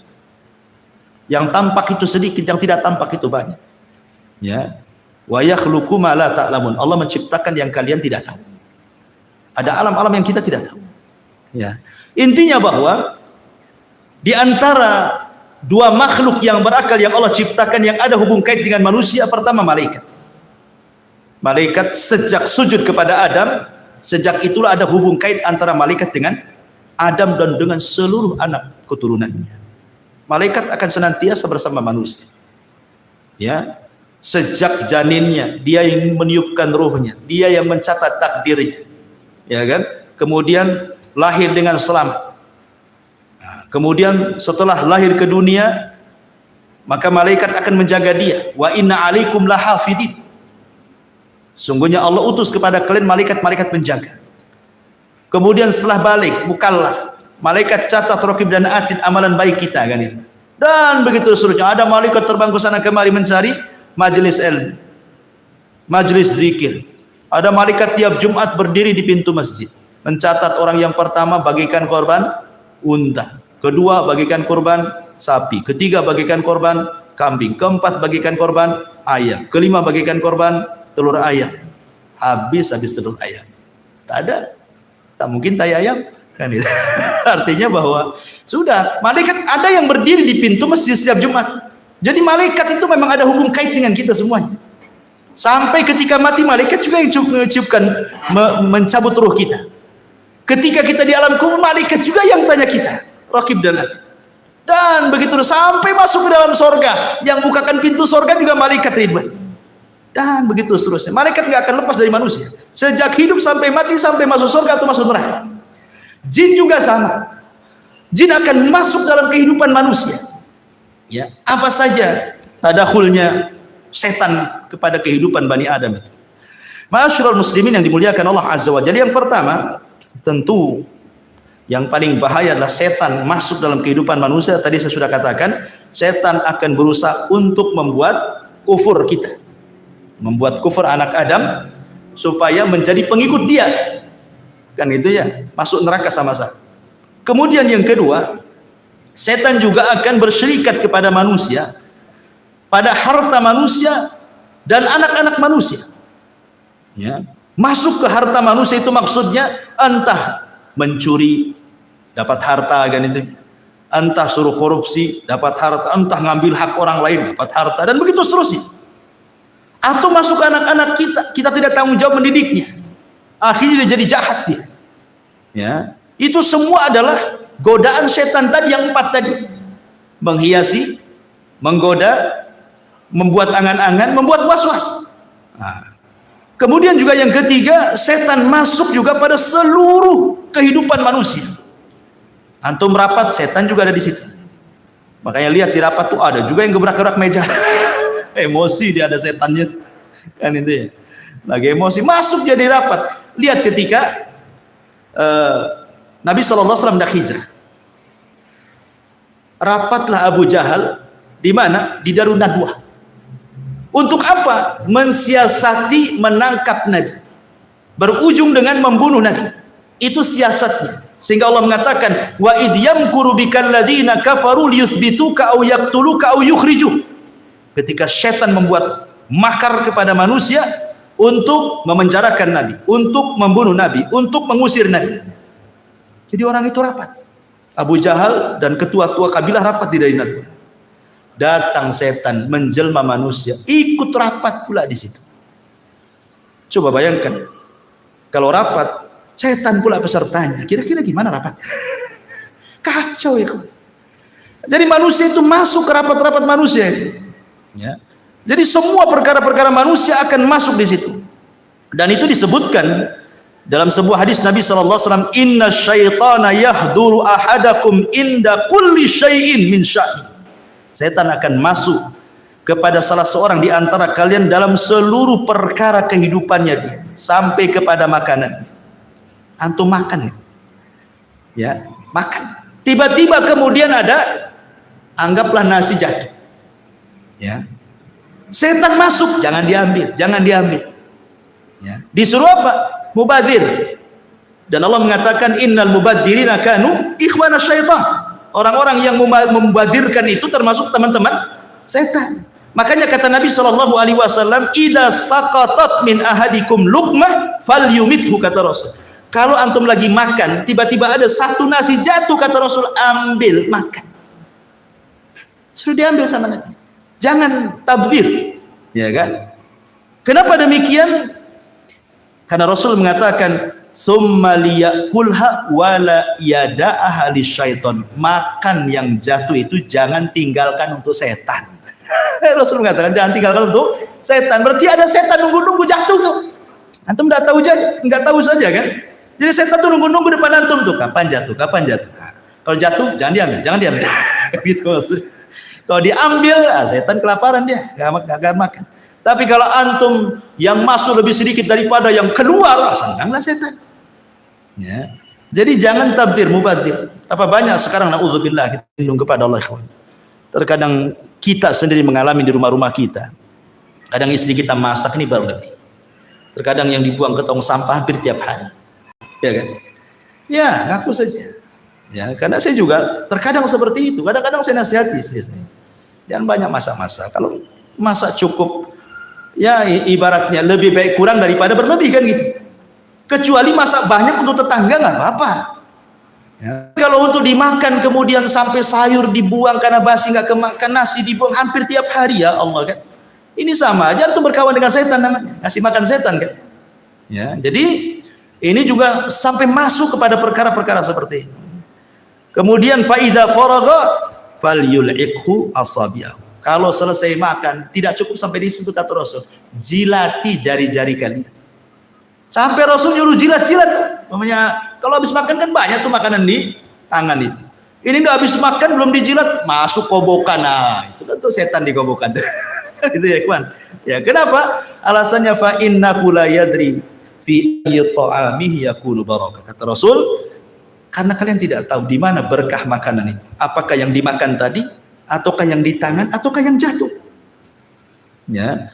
Ma'asyiral muslimin yang dimuliakan Allah Subhanahu wa taala, termasuk juga setan itu masuk pada pintu-pintu rumah Bani Adam. Jadi setiap hari setan itu jumlahnya banyak. Usia mereka lebih panjang dibandingkan usia manusia. Ya, tapi tidak ada yang kekal. Semua setan juga mati, kecuali iblis saja yang kekal. Itu pun matinya nanti setelah tiupan sangkakala kan itu. Jadi setiap hari itu di rumah kita ini, di depan rumah kita ini, di depan pintu-pintu rumah kita itu setan sudah berjajar itu. Semua rumah kaum muslimin. Rumah saya, rumah antum, rumah siapa saja. Ya, setan itu udah nunggu di depan rumah. Apa yang dilakukan setan? Idza dakhala ar-rajulu baitahu. Kalau seseorang masuk ke rumahnya, fadzakarallaha, dia pun mengingat Allah inda dukhulihi, maksudnya baca basmalah ketika masuk, kemudian ucapkan salam. Ya, apa kata Nabi SAW? Wa inda ta'amihi, dan juga mengingat Allah saat makan menyebut bismillah. Jadi ketika masuk baca bismillah, kemudian ucapkan salam, kemudian ketika makan baca bismillah. Maka setan tuh yang nunggu di rumah, di depan rumah itu akan mengatakan kepada kawan-kawan di belakangnya, la mabita lakum wala asya, pergi kita. Kayaknya kita tidak ada kamar nih di kamar ini. Di rumah ini tidak ada kamar dan tidak ada makan di rumah ini, kita pergi-pergi. Ya. Tetapi kata Nabi SAW, wa idza dakhala falam yadhkurillaha inda dukhulihi qala syaitan adraktumul mabit, wa idza lam yadhkurillah inda ta'amihi qala adraktumul mabita wal asya, rawahu Muslim. Tapi kalau orang itu masuk, ya, dan tidak mengingat nama Allah, main blusuk saja masuk ke rumah, tidak baca basmalah, ya tidak salam, ya, main masuk saja. Ketika antum makan baca basmalah, ketika masuk tak baca basmalah, maka setan akan mengatakan apa? Nggak apa-apa, nggak ada makan, tapi hari ini kita bisa tidur di rumah ini, gitu. Ada hotel bintang 3 di sini, kita tidur sini. Tapi kata Rasul, kalau dua-duanya nggak baca basmalah, masuk tak baca basmalah, makan pun tak baca basmalah, apa kata setan? Adraktumul mabita wal asya. Maka setan akan berteriak ke kawan-kawannya, sini semua, kita nginep di rumah ini. Ada makan malam kita di sini, katanya. Subhanallah. Ya, bagaimana setan masuk loh ke rumah kita setiap hari. Ya. Ini kemudian juga contoh yang lainnya. Ya. Setan juga berusaha untuk masuk pada hubungan suami istri. Apa kata Nabi SAW? Lau anna ahadakum idza ata ahlaha qala faqudiya bainahuma waladun lam yadurhu syaitan. Kalau seandainya salah seorang di antara kalian mendatangi keluarga, artinya melakukan hubungan, dan sebelum Anda melakukan hubungan Anda mengatakan bismillah, Ya Allah, jauhkan kami dari setan dan jauhkan setan dari apa yang kau akan rizkikan kepada kami. Kemudian kita melakukan hubungan suami istri, maka setan tidak akan memadaratkan kita di situ. Artinya, mafhum mukhalafahnya, kalau seandainya kita tidak baca ini, tidak ta'awud, tidak baca basmalah, berarti ya setan ikut terlibat di situlah maksudnya. Ya. Tapi bukan berarti kalau umpamanya tidak baca doa ini kemudian punya anak, berarti separuh setan separuh manusia. Nah ada, beda lah kan itu ya. Setan kan tercipta dari api, kita dari tanah. Ya. Jadi sudah beda bahan penciptaannya. Ya. Boleh jadi mungkin sifat-sifatnya kan itu. Baik. Kemudian setan juga berusaha untuk yufsid 'alan nas. Berusaha untuk merusak kesehatan manusia. Kesehatan. Merusak kesehatan biar sakit orang. Ya. Ini disebutkan oleh Nabi sallallahu alaihi wasallam, "Innila a'lamu kalimatan law qalaha la dhahaba anhu alladhi yajid." Law qala a'udzu billahi minasyaitonir rajim. Kemudian kata Nabi sallallahu alaihi wasallam, sungguhnya aku inni la a'lamu, sungguh aku mengetahui satu kalimat. Lau qalaha, kalau seseorang mengatakannya, la dhahaba anhu alladhi yajid, maka akan menghilangkan apapun yang ada dalam hatinya dari kemarahan, kedengkian dan begitu seterusnya. Lau qala a'udzu billahi minasyaitonir rajim, ketika dia mengucapkan a'udzu billahi minasyaitonir rajim. Karena kita tahu bahwa marah itu adalah salah satu yang menyebabkan penyakit kan itu. Ya, kalau orang sering marah itu tinggi darahnya. Ya, bisa stroke orang itu. Ya, makanya setan juga berusaha supaya kita dengki, hasad, marah, itu supaya akhirnya kita sakit jadinya. Dimasukkan hasad kepada hati kita, hari-hari hasad sama orang. Apa enggak sakit badan kita? Mikirin orang terus kan? Ya. Jadi memang merusak kesehatan kita setan itu, berusaha seperti itu. Bahkan lebih daripada itu, setan itu membuat sedih manusia. Makanya doa yang sudah saya ajarkan dulu, ketika Nabi Shallallahu Alaihi Wasallam mengajarkan doa kepada Abu Umamah ketika berada di masjid karena sebuah hutang yang melilitnya kan, kata Rasul, Abu Umamah ngapain kok pagi-pagi, bukan waktu sholat, kok duduk di sini sendirian lagi, ada apa dengan kamu? Katanya. Kata Abu Umamah, humumun lazimatni wa duyunun, karena bingung aku Rasul, banyak hutang aku Rasul. Apa kata Rasul? Gimana kalau kuajarkan kepadamu beberapa kali, maka akan menghilangkan kebingunganmu dan akan melunasi hutang-hutang. Maka Rasul mengatakan, Allahumma inni a'udzubika minal hammi wal hazan. Ini yang pertama diajarkan Rasul. Ya Allah, aku berlindung dari kamu dari ham, kebingungan, wal hazan, dan kesedihan. Karena bingung dan sedih ini salah satunya dibuat oleh setan. Dibuat orang itu bingung sama setan, dibuat orang itu sedih sama setan. Ya, jadi setan itu masuk dalam, makanya kita berlindung kepada Allah dari dua perkara ini. Ya. Kemudian juga setan berusaha untuk merusak rumah tangga orang. Makanya iblis itu punya istana di tengah lautan. Setiap hari dia utus apa? Saraya, kata Nabi. Pasukan-pasukan khusus dia diutus untuk menggoda manusia. Yang satu menggoda jangan sholat, yang satu menggoda jangan sedekah, yang satu menggoda jangan zakat, yang satu menggoda jangan puasa, yang satu menggoda supaya marah-marah dan begitu seterusnya. Setelah satu hari mereka berusaha menggoda manusia, laporlah kepada setan Tuhan mereka. Ya iblis, ya Tuhan iblis, saya sudah menggoda dia. Dia tidak sholat. Iblis biasa-biasa saja. Ya. Kenapa kok saya sudah menggoda dia sampai dia tidak sholat, kok Anda tidak bahagia? Ya ngapain kok goda? Dari dulu pun tak sholat dia katanya. Nggak, biarkan saja kan gitu. Nah, artinya bahwa iblis nggak takjub dengan perkara-perkara itu. Ketika ada satu orang berhasil, ya Tuhan iblis, aku farraqtu baina zaujain. Aku berhasil memecahkan, membuat perang antar suami istri sampai bercerai keduanya. Langsung berdiri iblis tuh. Berdiri begini. Begini nih, diambil pialanya, diletakkan di kepalanya, anta kata. Oh, kamu sebaik-baik orang terdekatku, kamu sebaik-baik orang terdekatku. Dipeluknya dia. Menunjukkan apa ikhwan? Menunjukkan bahwa iblis suka kalau seandainya anak buahnya mampu menceraikan suami istri. Kenapa? Karena korbannya banyak. Kalau orang tidak sholat, dia saja korbannya. Kalau orang tidak puasa, dia aja korbannya. Kalau orang tidak sholat malam, dia aja korbannya, kan gitu ya. Tapi kalau suami istri kemudian retak, kemudian cerai, kemudian banyak anaknya, istri korban, suami korban, anak-anak pun korban. Istrinya nikah lagi, tidak punya tanggung jawab dengan anaknya karena suami barunya tidak suka dengan anak-anaknya. Bapaknya nikah lagi, tak tanggung jawab anak-anaknya. Ini anak-anak terlantar, datang iblis sini nah, jadi anak angkatku aja. Nah, jadilah dia anak iblis. Bahaya ikhwan. Ya. Makanya kebanyakan orang-orang yang bercerai, kalau tidak tanggung jawab orang tuanya, masalah itu anak-anak. Kecuali memang orang tuanya memang tanggung jawab, walaupun dia bercerai, tidak masalah. Ya, tapi dia masih tanggung jawab, dipondokkan anaknya, dikirimi uang dan begitu seterusnya kan, jadi baik gitu ya. Tapi kalau dua-duanya tanggung jawab, dan kebanyakan seperti itu, akhirnya jadi anak angkat iblis jadi kan. Jadi ini juga termasuk bagaimana setan masuk dalam perpecahan rumah tangga. Ya, termasuk juga masuk pada ibadah manusia, terutama para wanita yang sedang haid.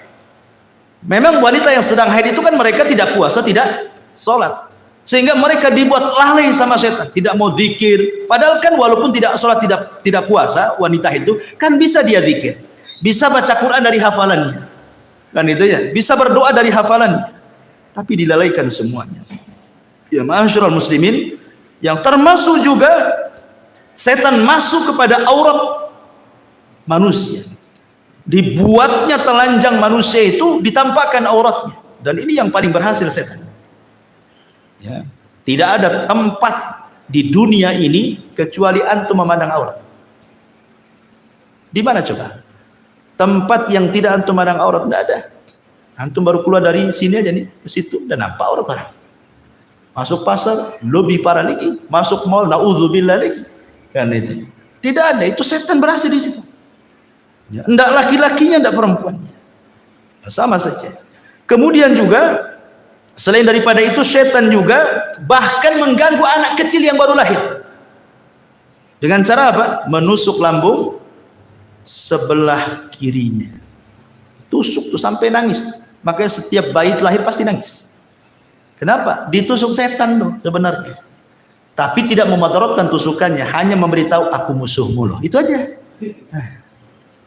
Jadi udah dikasih tahu tuh sama setan itu, sejak kecil-kecil aja lahir udah dikasih tahu dia musuhnya, makanya ditusuk sama dia. Makanya Nabi SAW mengatakan dalam riwayat Bukhari Muslim, ma min maulud yuladu illa wasyaitan yamussuhu hina yulad. Tidak ada satupun bayi yang dilahirkan kecuali setan pasti akan menusuknya dia, kecuali Maryam dan anaknya Isa ibnu Maryam. Ya, tidak bisa ditusuk setan dua orang, Maryam dan putranya. Ya.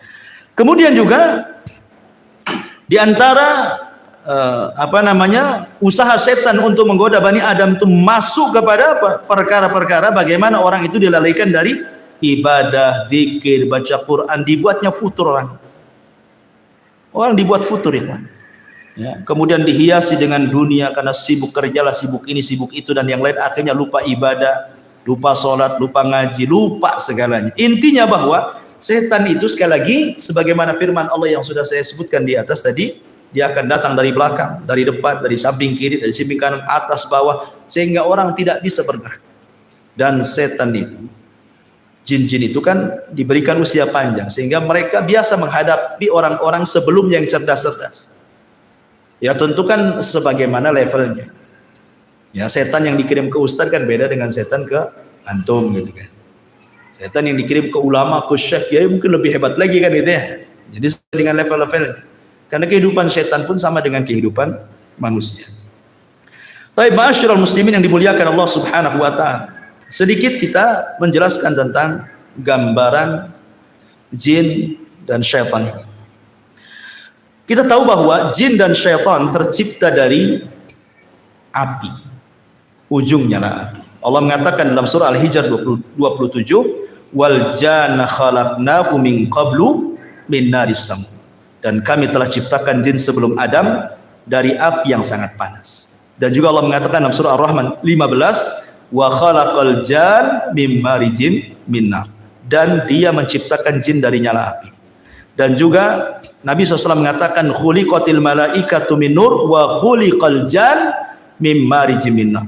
Malaikat diciptakan dari cahaya, jin diciptakan dari nyala api. Dan jin diciptakan lebih dulu dibandingkan manusia. Dan malaikat diciptakan lebih dulu dibandingkan jin. Malaikat dulu diciptakan, kemudian jin, kemudian manusia. Adapun bentuk atau sebutan-sebutan jin dalam bahasa, sebagaimana disebutkan oleh Al-Imam Ibnu Abdul Bar dan yang lainnya, al-jinnu inda ahlil kalam wa ahlil ilmi bil lisan yanziluna ala maratibah. Jadi jin itu menurut ahli kalam dan para ulama bahasa, mereka membagi jin itu menjadi beberapa bagian, ya. Faida zakaru al-wahida minal jin khalisan kanu jinni. Fa in aradu annahu mimman yaskunu ma'an nas qalu amir wal jam'u ummah. Wa in kana mimman ya'ridu lisibyan qalu arwah. Fa in khabutha wa ta'arrama fa huwa syaitan. Fa in zada ala dzalik fa huwa marid. Fa in zada ala dzalik wa qawi amruhu qalu ifrit. Jadi jin itu kalau jin murni maka disebut jin. Memang jin murni dia. Ya. Dia tidak macam-macam. Ya, dia tidak ganggu. Ya, jin muslim lah gitu ya. Enggak ganggu dia. Ya jin-jin gitu saja. Ya. Kemudian yang kedua, kalau yang tinggal bersama manusia yang di rumah-rumah antum tuh, setiap rumah ada jin. Ya, maka disebut amir atau jamannya ammar atau ummar. Ya. Kemudian yang ketiga, jin yang mengganggu anak kecil, itu disebut arwah. Kan ada anak kecil itu, kok ada apa ya di situ? Nah, ya, anak-anak kecil kan kadang-kadang ngomong begitu kan. Itu bukan punya indera keenam, bukan indigo, bukan orang sakti itu. Kan ada tuh orang dibilang anak saya sakti karena melihat setan, melihat jin. Bukan indigo, itu orang kena kerasukan jin gitu. Diruqyah anak kayak gitu itu. Nah, itu yang ganggu-ganggu anak-anak kita itu disebut arwah. Kadang-kadang dia nunjuk ke gelap. Kok nampak itu? Kita nengok tak ada apa-apa. Anak kecil ini ngomong ada di situ. Yang lambe-lambe dia katanya. Nah, itu disebut arwah, ya kan? Kemudian yang keempat, yang jahat dan sering mengganggu itu disebut setan. Nah, kalau jin yang jahat disebut setan. Kalau yang di atasnya setan lebih jahat lagi, itu disebut marid. Sampai ada dukun Yaman yang paling sakti, dia pernah menyihir ulama sampai buhulnya itu berapa meter, pakai kain, itu jarumnya berapa ribu jarum, dikubur di kuburan. Tobat dia, ya, dia cerita dukun nih, habis tobat karena dia nyesel, mengusir ulama masalahnya kan, tobat. Dia menceritakan ya tentang ditanya soal jin yang tidak mungkin beriman sama sekali. Dia mengatakan namanya marid. Itulah yang kemudian oleh Nabi SAW disebut bahwa kalau datang bulan Ramadan maka setan-setan diikat. Siapa yang diikat? Jin marid ini yang diikat. Karena ini jin yang paling jahat. Dia tidak ada jin marid yang beriman. Jahat sekali mereka. Ya, makanya diikat jin-jin yang ini. Tapi yang lain-lainnya tetap aja dilepas, ya. Jadi tidak semua setan diikat di bulan Ramadan. Nah, karena ada hadis yang mengatakan ketika Rasul mengatakan idza ja'akum Ramadan futihat abwabul jannah wa ghuliqat abwabun niran wa sufidatish syayatin, dan setan diikat. Di riwayat yang lain maradatus syayatin, jin yang marid itu yang diikat, yang jahat sekali. Ya, makanya di bulan Ramadan wajar masih ada juga orang yang tak puasa kan. Nah, itulah jin yang lepas tuh yang tak puasa, ya kan.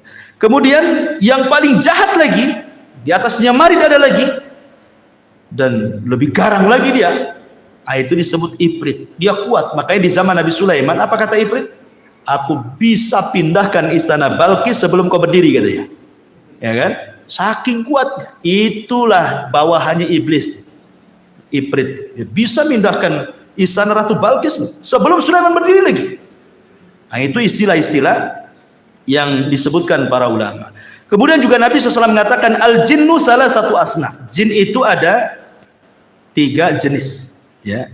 Sinfun lahum ajnihatun yatiruna fil hawa, wa sinfun hayyatun wa kilabun, wa sinfun yahilluna wa yat'anun. Nabi SAW mengatakan dalam riwayat Tabrani dan Al-Hakim dengan sanad yang sahih, jin itu 3 kelompok. Yang pertama, jin yang bisa terbang. Jin itu bisa terbang. Makanya kenapa mereka punya maqaidu lisam'i, di atas awan mereka punya pos-pos. Mereka terbang ke awan. Ya, kemudian mereka buat pos di atas awan, nanti dari pos itulah mereka saling panjat pinang. Ya, satu jin ke jin sampai ke langit. Kemudian yang paling atas mendengarkan ucapan malaikat. Disitulah mereka mencuri dengar. Kemudian akhirnya disampaikan ke jin yang bawahnya sampai yang di pos yang di atas awan itu. Baru setelah itu dia turun ke bawah terbang, sadi dukun. Kemudian jualanlah kalimat-kalimat wanipiro kan itu. Ini saya punya kabar bagus. Terjadi kerjasama antara jin dan dukun. Itu pun kalimat yang hak dicampur adukan 99 kedustaan. Ya, baik. Kemudian ada jin yang berbentuk ular dan anjing. Ya, ada jin itu yang berbentuk ular dan anjing. Bahkan Syekhul Islam Ibnu Taimiyah rahimahullahu taala bahwa jin itu bisa menyerupai apa saja. Bisa menyerupai apa saja, kecuali Nabi, nggak bisa. Jin nggak bisa menyerupai Nabi, tapi selain Nabi bisa. Ya, bisa menyerupai. Makanya kenapa saya pernah bertanya kepada salah satu guru saya, waktu saya belajar di Yaman, belajar kitab Fathul Majid, Syarah Sahih kitab Tauhid. Jadi saya tanya, namanya Syekh Adnan, ya, Syekh, saya kebiasaan di kampung saya cerita, agak panjang ceritanya. Waktu saya di kampung di Jawa Barat, di Majalengka sana, ada tukang mabok. Jadi zaman dulu preman-preman itu, mereka bukan kayak sekarang merek-merek homer itu kan macam-macam ya. Kalau dulu itu kan paling tinggi cap janggut, ya kan? Anggur cap janggut, ya, kalau dulu kan. Itu sudah mabok tuh minum itu. Jadi preman-preman desa ini buatlah lomba mabok-mabokan. Karena satu botol tidak puas, akhirnya apa? Dicampur dengan spiritus. Jadi campur dengan spiritus. Kurang kuat juga dicampur dengan pil BK. Untuk pil BK untuk anjing gila. Jadi dioplos tuh. Bayangkan, anggur kasih spiritus, kasih pil BK. Gimana? Overdosis mati. Mati, kepala preman itu mati, beberapa orang mati, preman juga mati itu gara-gara overdosis. Jadi zaman bahula kan, zaman dulu itu preman tuh paling takut dengan hantu.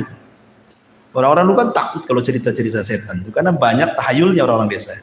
1 minggu nggak ada orang berani keluar gara-gara kematian itu, karena nggak wajar matinya kan. Akhirnya banyaklah tahayul. Orang-orang desa, katanya aku melihat preman itu sedang duduk di jembatan katanya. Ya, di tempat saya itu ada namanya jembatan Harewos. Di situ ada, di Harewos itu katanya ada dia sedang duduk. Jadi saya tanyakanlah cerita ini kepada Syekh Adnan. Mungkin nggak saya bahwa orang mati ini bisa hidup lagi? Karena ini cerita nyata gitu. Ini dongeng dari desa saya, ya, di Majalengka sana. Katanya saya itu mungkin saja. Tapi bukan orang mati itu hidup lagi, bukan itu. Tetapi itu adalah jin korin. Setiap manusia itu punya jin korin, kata Syekh.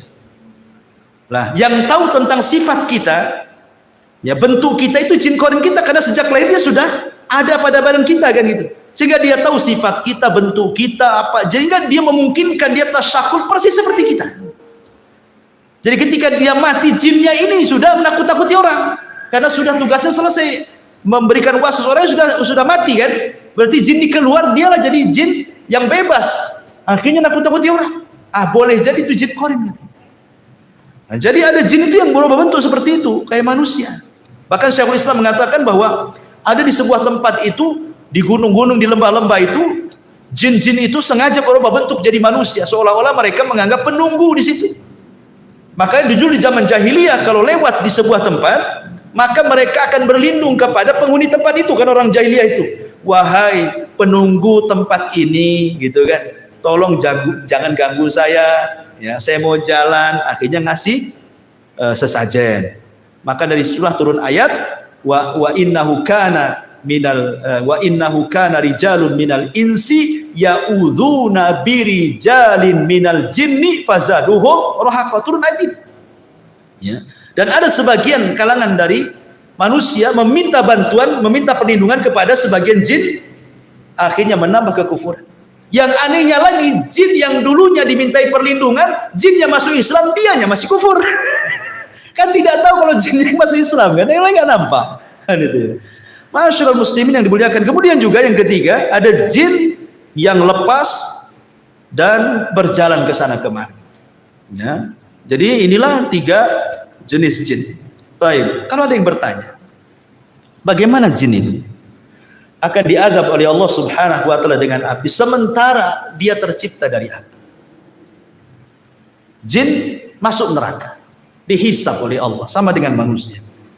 Kalau dia masuk neraka dicipta dari api, tentu dia tidak akan terbakar. Ya.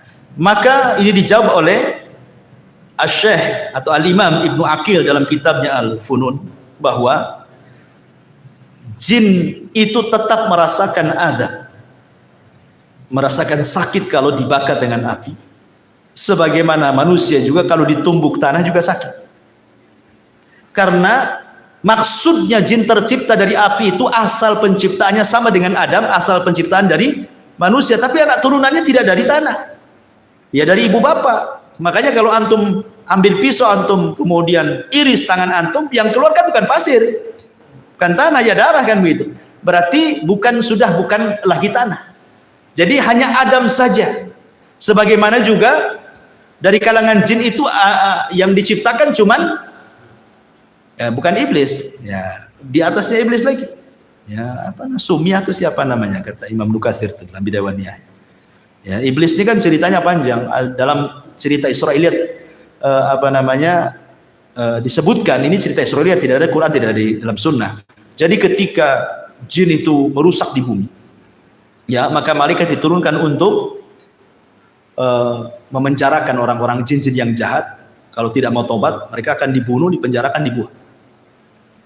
Sehingga kemudian anak pembesar jin itu, bayinya diambil oleh malaikat, dibawa ke langit, dibesarkan di langit. Jadilah kemudian dia jin yang soleh karena hidup bersama para malaikat. Akhirnya dia kemudian bejat karena tidak mau sujud, jadilah dia iblis. Nah itu ya. Wallahu a'lam, itu kan cerita Israiliyat ya.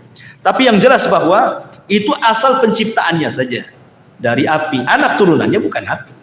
Jadi kalau dibakar dengan api ya tetap sakit. Buktinya adalah Nabi SAW pernah diganggu ifrit dalam sholatnya, dicekiknya ifrit itu sama Nabi, ludahnya keluar terasa dingin. Kenapa nggak terbakar tangan Nabi? Bukankah katanya dia tercipta dari api? Berarti kan sudah bukan api lagi. Yang kedua, riwayat bahwa Nabi SAW pernah mau didatangkan Syihab binan nar. Jadi jin ini membawa kayu bakar yang ada apinya dan hendak membakar wajah Nabi. Nah, kalau memang dia tercipta dari api, ngapain bawa kayu bakar, bawa api? Tangannya aja disentuhkan gitu, kan terbakar dia, ya kan? Tunjukkan bahwa dia bukan lagi dari api, kan itu kan bapak moyangnya aja yang dari api, turunannya ya dari bapak ibunya jin lah, kan itu. Karena jin juga nikah sama dengan kita. Jin itu loh kurang lebih kehidupannya dengan manusia. Ada RT, ada RW, ada lurah, ada kecamatan, ada pemilunya juga, ada partainya juga, bermadhab juga, ada Syafi'i, Maliki, Hambali, Zahiri, ada Syiah juga, ada Mut'ah juga mungkin mereka. Ya, apa mereka berorganisasi? Anda tahu juga. Apakah mereka ikut organisasi apa gitu? Wallahu alam. Tapi yang jelas kehidupan mereka sama dengan manusia, kurang lebih saja. Ya, tidak kurang, tidak lebih.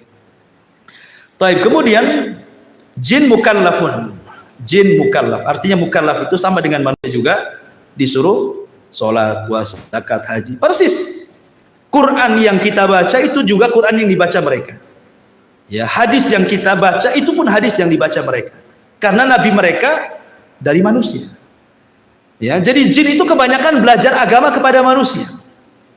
Jadi kalau jin belajar agama kepada manusia jadi ustaz. Tapi kalau manusia belajar ke jin jadi tukang sihir. Terbalik kan itu. Ya. Jadi jin itu belajar agamanya kepada manusia.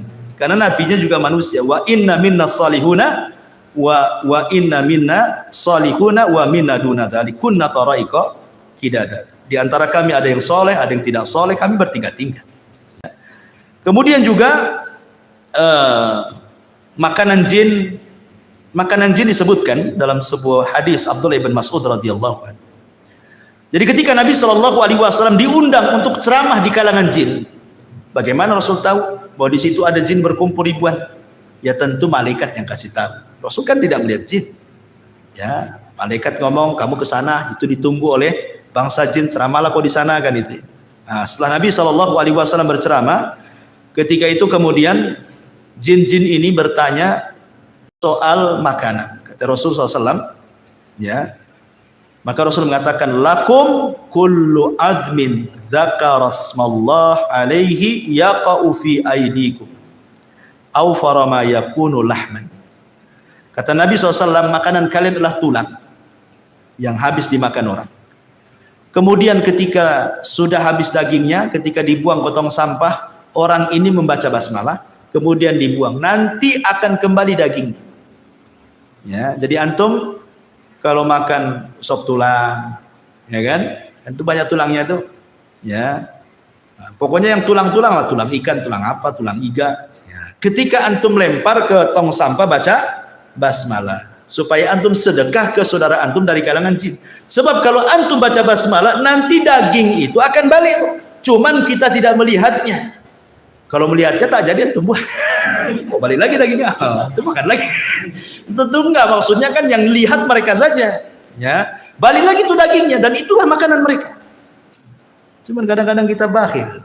Ya, di prestonya pula lah ikan itu. Tulang-tulang yang tuh makan. Tak ada sedekah-sedekahnya sama jin gitu ya. Jadi kata Nabi tulang, makanya ketika Nabi SAW melarang tidak boleh istijmar, memerintahkan istirmal, jangan batu, kata Rasul, jauhi tulang dan kotoran. Ya, karena itu makanan jin, kata Nabi SAW kan itu.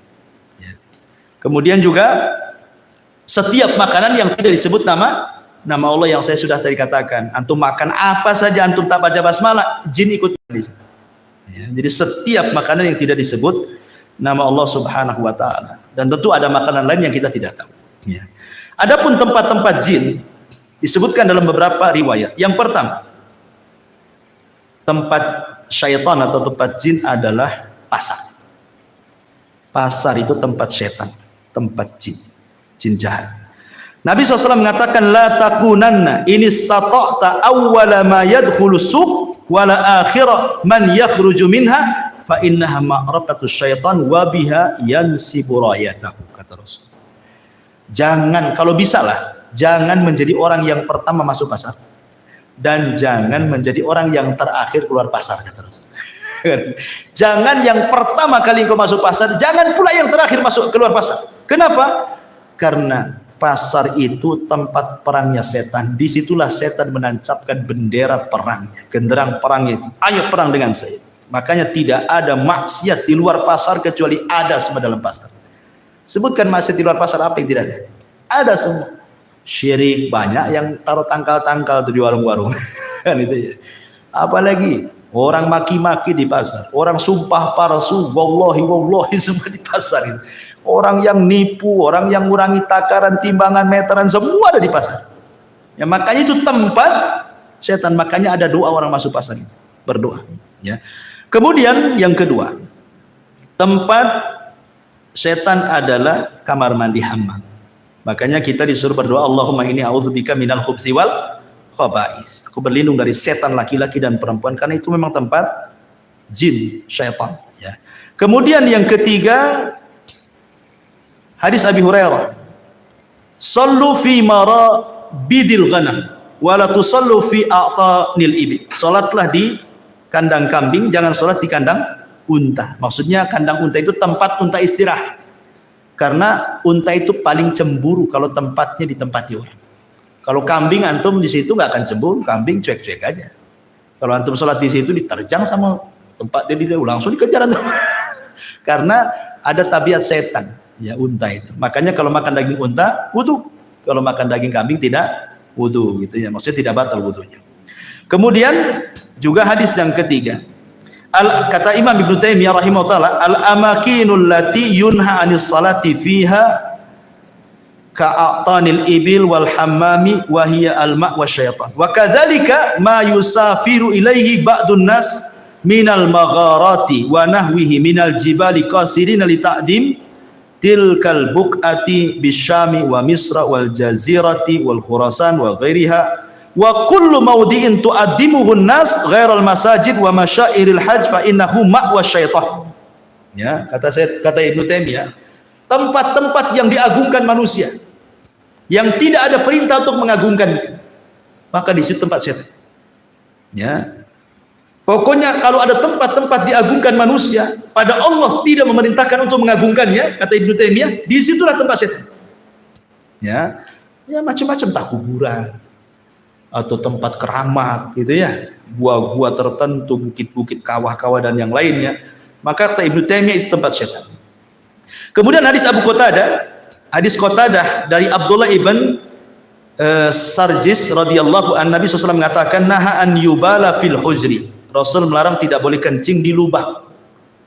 Ya, lah itu kalau toilet itu kloset ada lubangnya. Bukan, maksudnya di tempat yang terbuka, maksudnya tadi hutan, tadi padang pasir, ada lubang di situ kan, jangan kencing di lubang.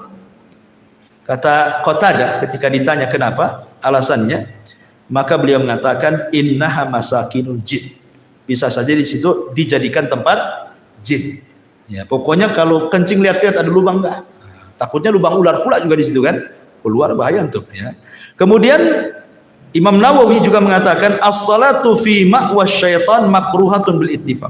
Salat di tempat yang di situ sudah dijelaskan tempat setan hukumnya makruh. Seperti tempat-tempat minuman khamar, diskotik, bar-bar, tempat maksiat. Nah, itu tempat setan di situ. Jangan salat di situ, makruh. Ya. Nah, jadi termasuk juga beliau mengatakan wal kanais wal biya'i wal khususi wa nahwi dzalik. Termasuk juga di kanais, tempat-tempat ibadahnya non muslim, ya kan, dan begitu seterusnya, tidak boleh sholat di situ, makruh. Taib. Kemudian yang terakhir karena waktu juga membahas ya, tasyakul wa tasawur al jin, bahwa jin bisa tasyakul, bisa beralih rupa karena izin Allah Subhanahu wa taala. Tetapi ingat bahwa tidak semua jin bisa beralih rupa kecuali sudah menghabiskan semua tenaganya. Sebenarnya kalau jin itu beralih rupa, ikhwan, berarti dia sudah lemah sebenarnya. Jadi kalau seandainya antum jalan kemana lah, di kuburan mana gitu, di Tamiang atau di mana gitu ya kan, kok nampak ada pocong gitu ya, berarti itu jin, setan itu sudah menghabiskan tenaganya, sudah lemah dia. Jadi nggak perlu takut lagi gitu maksudnya. Lemah kalau jin sampai kemudian beralih rupa, sudah menghabiskan tenaganya. Jadi justru kalau makin berani dia lemah sebenarnya. Cuman kita tidak. Kita yang takut kan gitu. Kemudian juga ada yang mengatakan dalam sebuah referensi itu bahwa sebenarnya jin itu beralih rupa karena dukun. Jadi di kalangan jin itu ada dukun juga. Jadi dia datang ke dukun jin, dimantra-mantrai, maka dia akan menjelma seperti apa. Jadi dukun itulah dukun dari kalangan jin yang merubah dia sehingga dia ingin jadi apa gitu ya. Dan itu akhirnya menakut-nakuti manusia. Ada juga jin itu beralih rupa maksudnya mewarnai dirinya. Nah, diwarna-warnai dirinya supaya nampak ada kaibat. Ada apa gitu ya, kalau kita jalan di kegelapan tuh seset, ada apa aja gitu ya. Tahu warna apa, bisa saja. Ya, karena sekali lagi mereka tidak bisa menyakiti kita. Mereka itu hanya menakut-nakuti saja. Ya, mereka menakut-nakuti dan mereka akan mencari semua media bagaimana kita tahu. Ya, entah lewat angin, entah lewat bayang-bayang, entah lewat suara, entah lewat mimpi, begitu. Nah, umpamanya seorang penakut dalam rumah sendirian. Ya, pertama PLN mati. Yang kedua hujan lebat. Yang ketiga apa lagi? Tetangga pula anjing berisik. Hari Jumat, kliwon lagi. Gimana? Kalau penakut ikhwan, padahal itu gorden tuh goyang-goyang kena angin. Antum sangka di situ ada setan kan itu? Ya memang ada setannya sebenarnya, karena setan itu akan masuk di bayang-bayang, digoyang-goyang, di suara angin, di suara apa saja, pokoknya setan itu berusaha menakuti antum supaya antum takut. Makanya Rasul mengatakan kalau antum lewat di sebuah tempat dan menakutkan, maka cukup mengucapkan bismillah wala tubali, kata Rasul. Bismillah, jangan pedulikan. Kata Rasul cuma simpel saja. Baca bismillah, jangan pedulikan. Banyak istri antum nih, ya takut ya, kan ada wanita-wanita yang penakut. Mungkin karena sejak kecil sudah ditakut-takuti orang tuanya jangan keluar, nanti ada setan, akhirnya sampai besar pun terpengaruh dengan bahasa itu. Nengok sinetron pula isinya suser ngesot kan itu. Semua film setan juga. Akhirnya kan kepikiran tuh. Kata Nabi SAW, kalau umpamanya ke dapur dari rumah, kalau lagi hujan, lagi banyak angin goyang-goyang, jangan pedulikan. Memang itu setan, kita tidak syak lagi itu setan dengan nakut-nakuti. Tapi Rasul mengatakan jangan pedulikan, baca basmalah, masuk kamar mandi, kencing, balik lagi, selesai. Ya, jangan sampai terpengaruh. Apalagi panggil-panggil, siapa di dapur kata. Kacau itu ya. Baik, saya kira ini sampaikan, lama pula kajian kita. Subhanallah bihamdika, asyhadu an la ilaha illa anta astaghfiruka wa atubu ilaik. Allah ta'ala alam. Assalamualaikum warahmatullahi wabarakatuh.